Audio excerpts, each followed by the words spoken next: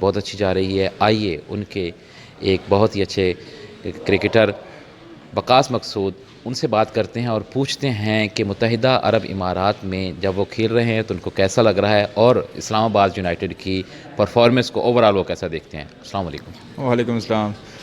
सबसे पहले तो अल्लाह का शुक्र है, परफॉर्मेंस अच्छी आ रही है टीम की। कम्बिनेशन बड़ा मैटर करता है। T20 में जितनी जल्दी टीम जेल होती है तो उस हिसाब से आपकी ऑब्वियसली टीम परफॉर्म करती है। तो हमारे लास्ट जो 2 मैचेस हैं वो काफ़ी अच्छे गए हैं।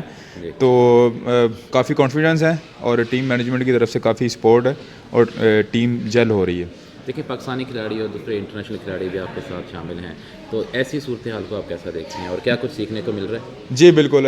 इंटरनेशनल जो प्लेयर्स आए हैं, काफ़ी कुछ ड्रेसिंग रूम शेयर करने में काफ़ी कुछ मिल रहा है, काफ़ी कुछ सीखने को मिल रहा है उनसे। उनके साथ ड्रेसिंग रूम शेयर किया है तो ऐसी चीज़ें हैं जो पहले नहीं पता थी। उनके साथ खेल के और उनको बॉलिंग करके, उनकी बॉलिंग खेल के मतलब काफ़ी कॉन्फिडेंस आ रहा है। और जो हमारा कोचिंग स्टाफ है स्पेशली वो बड़ा सपोर्टिंग है।